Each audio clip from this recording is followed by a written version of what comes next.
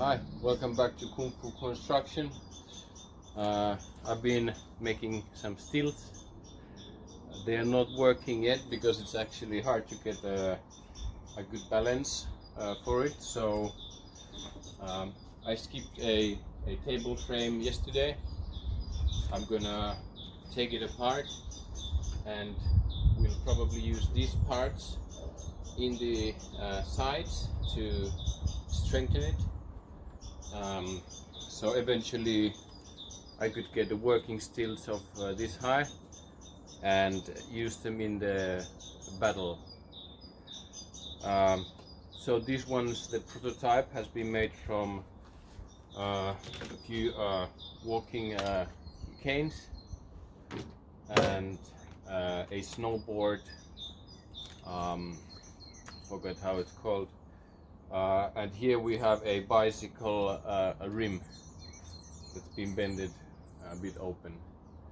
So I guess with a bit of a reinforcement and maybe a bigger part for stepping, I could make a functional stilts that could work while wielding the biggest weapon that we have.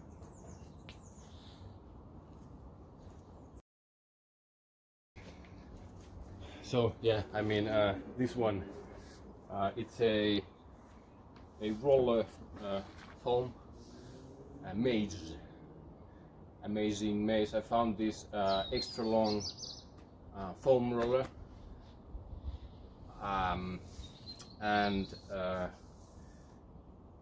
connected with a carbon fiber stick. So basically we were able to the hollow stick to kind of push it inside, since it has like soft foam also inside. Push it inside, I would guess somewhat here, and I just put a rubber ball on the other end. It's not even glued. I simply drilled a hole with a drill bit that makes kind of for the boards, that makes the hole. It has only the rim, so I made the rim here and push it in. And this was from the rubber store, Etra, and I got 4 meters of this and put it here, and I started with cutting a small triangle and started putting it here, and on the other end, surprisingly, the same amount was left. So it was, the 4 meters was exactly the right measurement for this stuff. I thought it's gonna be less. I bought double and it all went, so that's quite usual. And there's also the smaller version, how this rollerfoam maze begin. So this is the usual rollerfoam, and this is cold steel walking cane walkabout.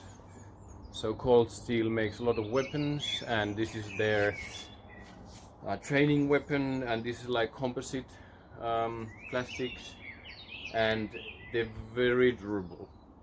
So it also makes this maze very durable, and it's nice and soft thingy, but when you strike with this, you can actually feel this. It's actually quite hardy. So but it works like with armors super well, because then you cannot feel the sharpness, but you still have the impact. You can get quite a strength with one of these, and the big one, the idea is to jump on these. So it's pretty much just the same height, eh? So it would be like, this weapon is quite long, so I would walk around and then whack like to like in 3 meters or something crazy. And I want to do this with the craziest armor we've been building, It's the minotaurus, the mad cow. I better show it too.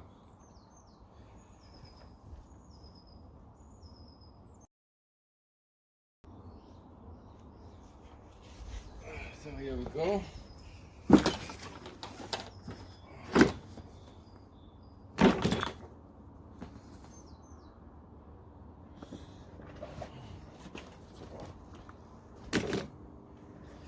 So that's the helmet. It's a cow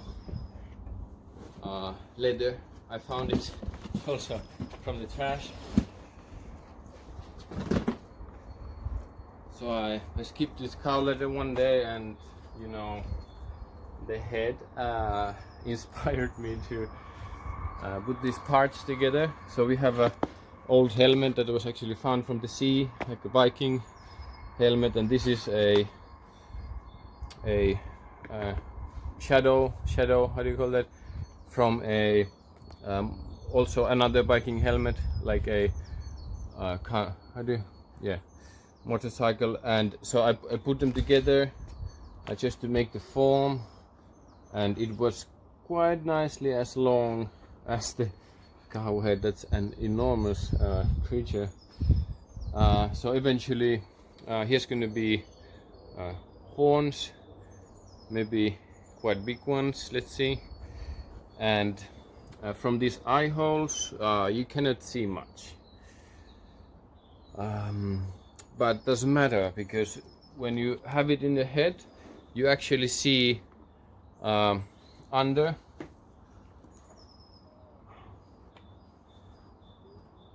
Yeah, from here, so you can see all the way around under. I almost see the camera from here too. So when you're higher on stilts, you can simply you can play quite normally. So that's gonna be cool, because it's gonna end up looking like a giant minotaur. I'm gonna make these long kind of leg pants from the leather of the cow, so then you cannot really see the stilts. And from the upper part, this is one of the biggest armor. It's quite heavy duty. So basically this is American football. These are the shins from ice hockey. This is like a martial art training stomach, and behind, this is so ridiculous. This is actually a back part of children's safety seat. But my kids have been growing up so much that, you know, they don't need this anymore, so I figured out it actually fits super nicely, and it's like plastic, but it's empty inside, so it's super strong. It's like a full plate. So basically, well,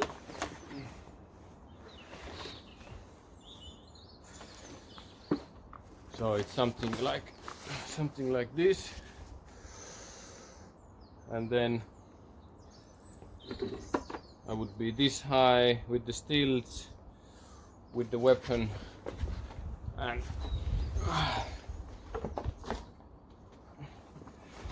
then we play. So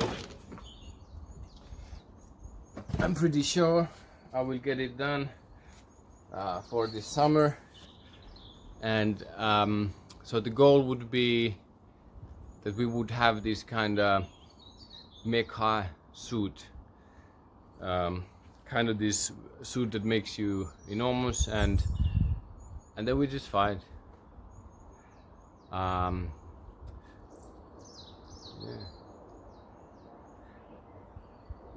With stilts, you cannot quite fight normally in a way that everything's allowed, because it would be easy to push one over. So we kind of have to make the rules of fighting like we imagine that we're facing a 300 kilo a giant, or 1,000 kilo. That's kind of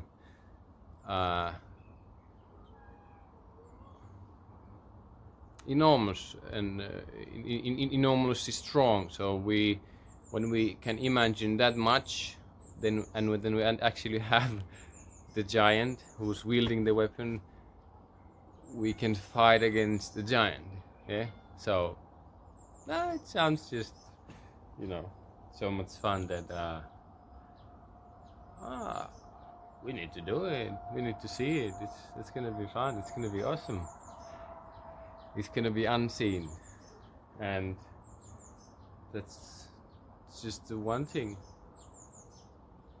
In the set of Komba, we can bring in any kind of mover to interact with others. So I've been doing a bunch of armors. I could now maybe arm like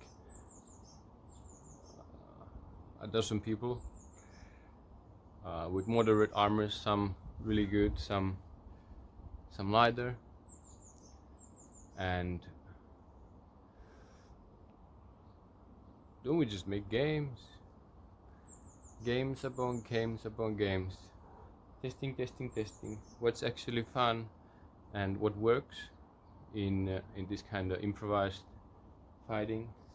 No forcing Fight Club.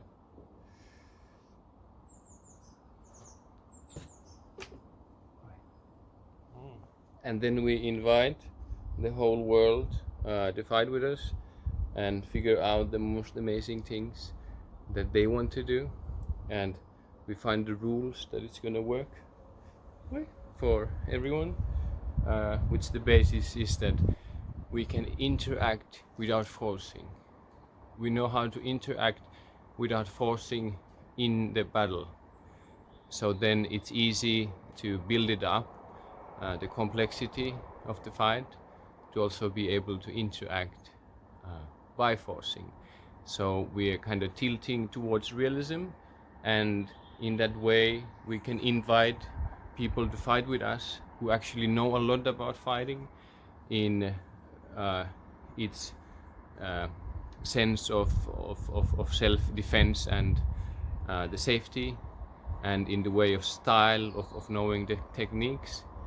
And we can create a platform of improvised combat that can include any elements that we currently have, simply by keeping it always safe, and then to happen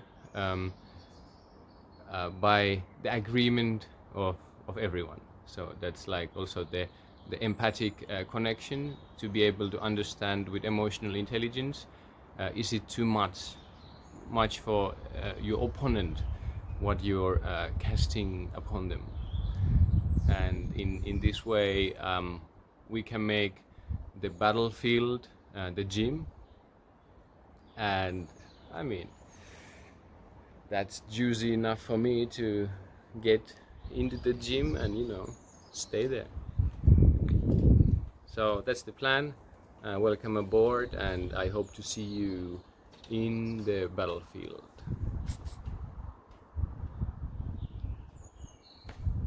Over and out.